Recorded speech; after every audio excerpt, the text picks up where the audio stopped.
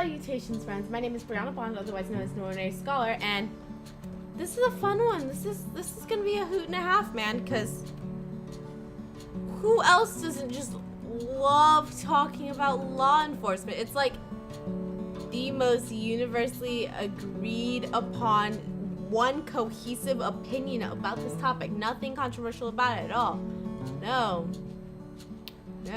Now, in a distant universe, one completely separate from our own, maybe even a completely different dimension in time, if you were to bring up law enforcement, you might touch on the concept of BLM, which can be known as either Black Lives Matter or Blue Lives Matter, but if you want to be all-inclusive, all lives matter as well can be thrown into that section.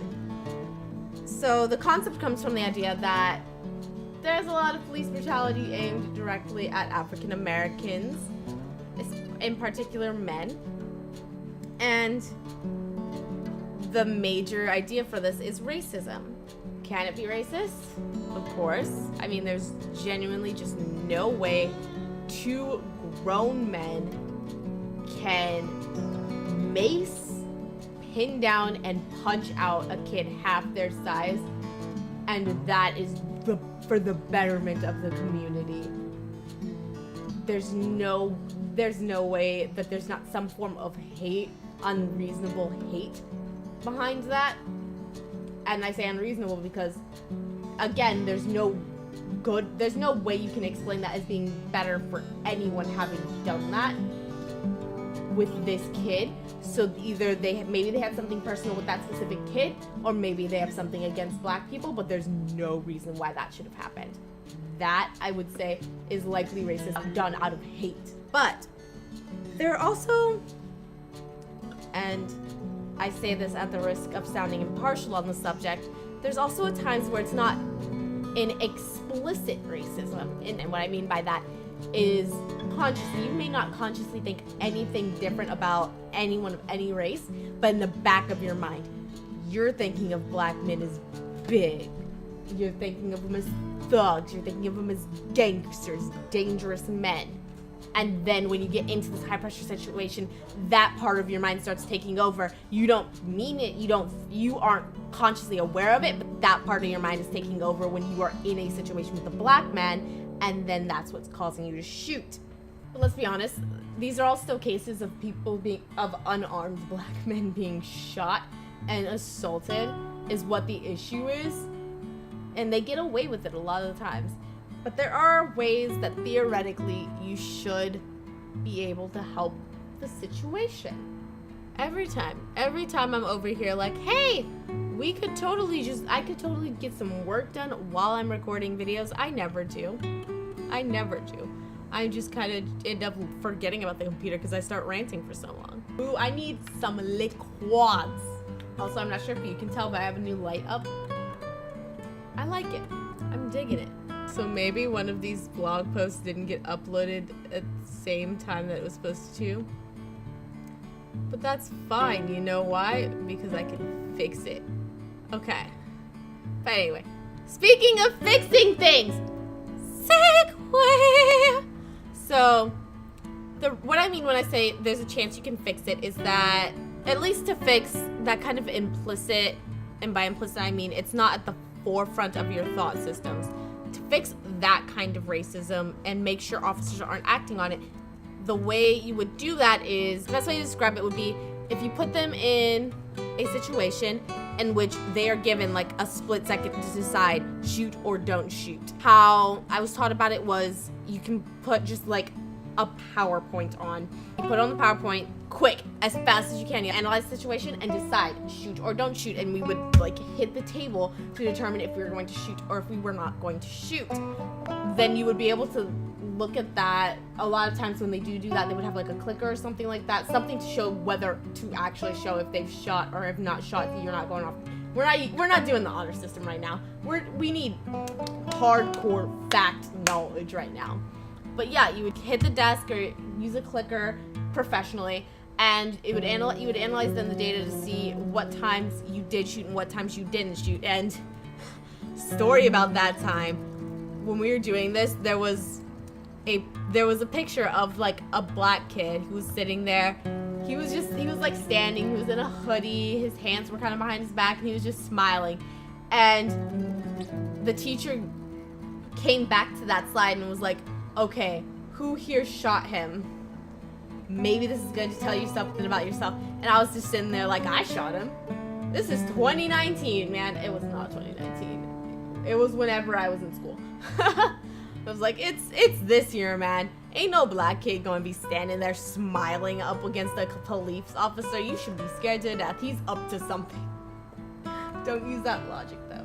Don't use that. I'm making comedy, okay? I'm making an art form. This is not a real life or death situation. Do not take my word for it. You would use that and analyze what times you did and did not shoot.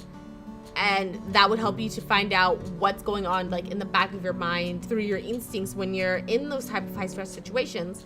And that would help you to figure out what you need to work on to make sure that you are handling every situation justly, properly, and you are actually using force only when necessary. This brings us to Orange County, Florida. So in Orange County, Florida, they have this simulator that they use, and you go inside. It's got, I believe, a 360 view of a situation that is simulated onto the screens. It's a nice looking screen. We'll have the clip for it. Will be in somewhere around here, but we'll definitely, so you can see what I'm talking about. It's 360 views of an entire scene. You have to be able to analyze the situation, and at the end of the day, you are given a gun with the simulation. And if you are shot during the simulation, you will get an electric shock. Theoretically, I keep bringing up that word because that is my crutch word today. Theoretically,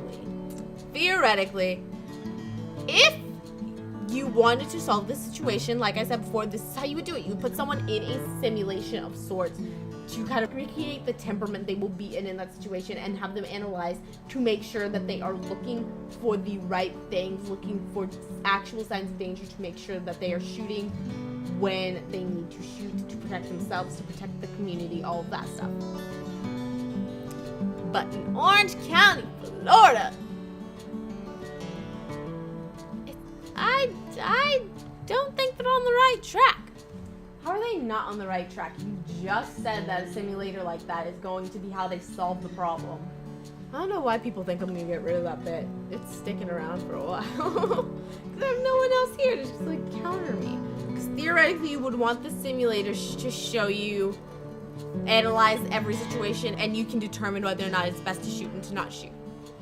Based on what the video they provided, because we only get so much information about this entire simulator, this entire process, based on the video they created to try and promote the simulator and promote their own department, based on that video that they chose, they are less teaching you when to shoot and teaching you to analyze a situation in order to know when to shoot, and more teaching an officer to associate the concept of reaching for something with danger. Because if you were to watch the clip, anytime someone reaches for something, that's when the officer shoots. And there's literally a clip where someone is calmly reaching behind them. They have not drawn anything. They've just gotten their hand behind their back, and every officer in that video shoots at that moment. And you get a point from one of the officers right after that's like, oh, I probably killed him. He was reaching for something. I don't know what he was reaching for. I probably killed him, but I just don't have a lot of time to make that kind of decision. I mean, yeah, if you're talking with a police officer, why are you reaching for anything? I mean, the comedic answer is, I mean, my back hurts a lot. Does anyone else's back hurt a lot? Comment below if you've got some real bad back pains at age like 18, because I am not okay. Realistic answer, and this has happened on many occasions with the police force, and this is why I think this is a problem, is there have been cases where a police officer shot someone that is reaching for their like ID, their driver's license and registration that the officers requested, or where they're reaching for a weapon that they are legally possessing that the officer requested them to take out. This has happened on several occasions. That's why it's an issue to associate reaching with thought of danger. You're either in a situation with an officer that's already racist who shouldn't be there then. If they cannot be impartial to their community, they shouldn't be defending that community, for one. For two, you potentially have an officer who's, in general, if you look at any interviews with officers, they're already stressed about pulling someone over. They're already stressed out in that situation. And then you get them up against this black man, this thug, this gangster.